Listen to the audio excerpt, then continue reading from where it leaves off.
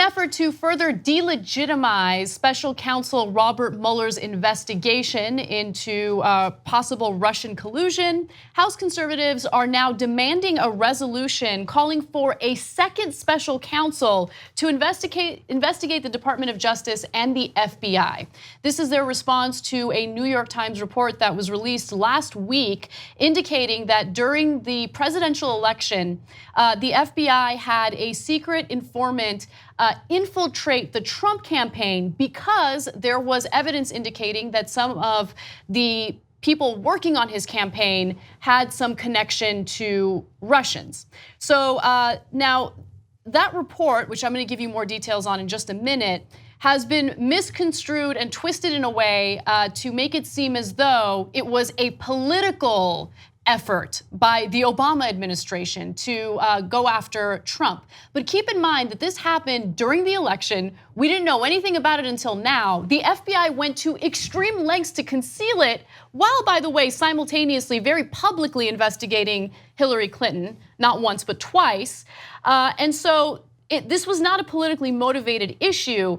What was really at issue here was people like Papadopoulos openly talking about their ties to Russians and how the Russians had offered dirt on Hillary Clinton.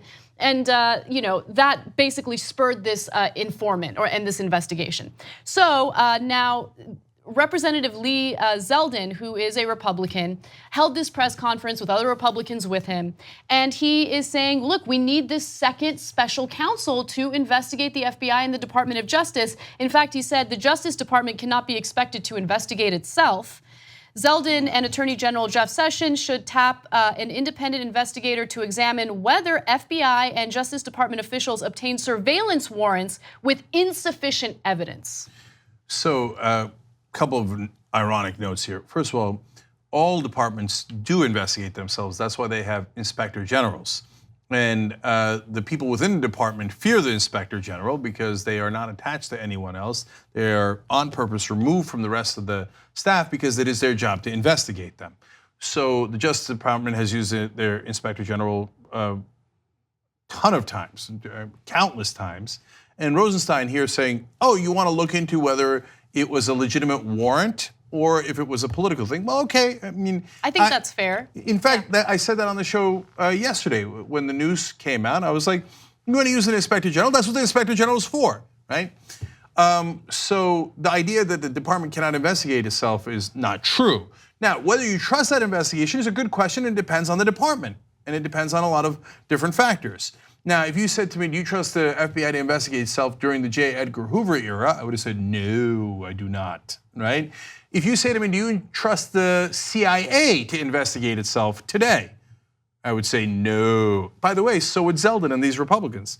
They said, well, when Gina Haspel tortured people and then destroyed the evidence of that, it's okay because the CIA looked into it and said it was hunky-dory. Hi, that's interesting. You seem to have a slightly different standard. Yeah, that type of internal investigation is totally fine with them. Yeah, right? They're like the CIA, that we can trust. Although now, Maria Bartiromo and some of the other conservatives are lumping the CIA in with the other people plotting a coup against the president, okay? I can't keep up with their conspiracy theories. Now, in reality, this Justice Department has investigated Democrats and Republicans, Hillary Clinton exhaustively, et cetera, right? And it is a Justice Department appointed by Donald Trump and all filled with Republicans. I believe the Inspector General can handle it. And if I thought the special counsel was going to be a person that they appointed that's fair and nonpartisan, et cetera, look, I don't think it's warranted in this case, but it would be a different question. You think they're gonna appoint a fair and honest special counsel? No, they're gonna bring Ken Starr back, right? They're gonna bring Judge Napolitano would be more fair, the guy on Fox News, right? They're gonna get the hack of all hacks and say, oh yeah, look at all this evidence we found on this investigation. So hell no. In this case, I trust the Inspector General 1,000 times more than I trust their so-called special counsel. So let's also talk a little bit about that informant because the Trump administration wanted the identity of that informant, and the New York Times and Washington Post refused to release that individual's name to protect his identity, protect his safety. But they also gave very specific details about the meetings he had with Papadopoulos, for instance. And so it was incredibly easy to connect the dots. And that's exactly what the Daily Caller did. They were able to determine that the informant is a man by the name of Stephen Halper. He's actually a longtime Republican. He worked in the Nixon administration, he worked for Carter, and also the Reagan administration. And so this is not some Bernie Sanders progressive that's trying to infiltrate Trump's campaign and destroy him. Again, we didn't even know about this until now. We're in 2018. This investigation happened in 2016 during the election, before Trump was even elected. And as we've explained now, the FBI did Trump a gigantic favor by not revealing the investigation during the election, when 2 different occasions they did talk about Hillary Clinton's investigation. They were doing both investigations of both candidates. Yep. They talked about one, but they did not talk about the other, and that affected the election to Donald Trump's significant advantage. And remember, Papadopoulos was the one who was in Australia bragging about the communication he had with the Russians.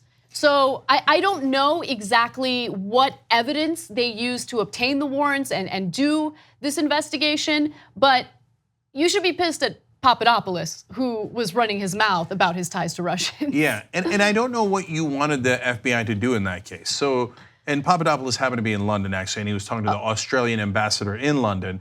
And he says, oh, by the way, we're working with a foreign government to try to get information on our opponent.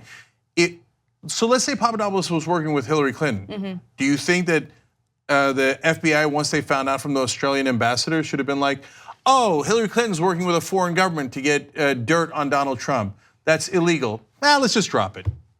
No, they'd probably have a press conference about it. Yeah, well, first of all, they would have. But do you think they should have? Do you think they if they knew and they got information for saying that Hillary Clinton's campaign is working with a foreign government and one that is hostile to us to rig the election, you think the FBI should have just dropped it, not even investigated, right? Of course not. Come on, man. Have a little bit of principle. I know that's too much to ask for MAGA guys. So by the way, one final part of the story that is very important. The Trump administration has been pressuring Mueller to not give up, but reveal some of the evidence that he's working with, which is a ridiculous request.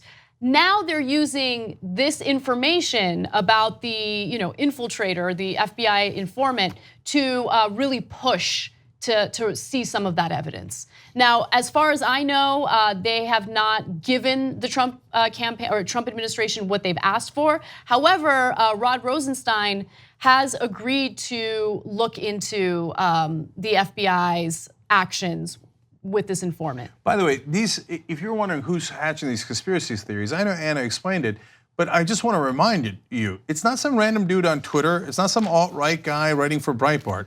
These are United States congressmen who just did a press conference saying, yeah, we think that the parts of the government are basically doing a political coup against the president and had always planned to do so. Why? Because they thought for sure Donald Trump would win, and hence they planned that ahead of time and are doing this wide scale. These are lunatics. This is not the Freedom Caucus. This is maybe the freedom from their own minds because they've lost it.